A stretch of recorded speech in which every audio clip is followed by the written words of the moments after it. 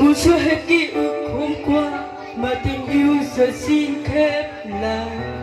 Chợt nghe nỗi đau trong lòng, càng muốn quên đi lại càng nhớ thêm.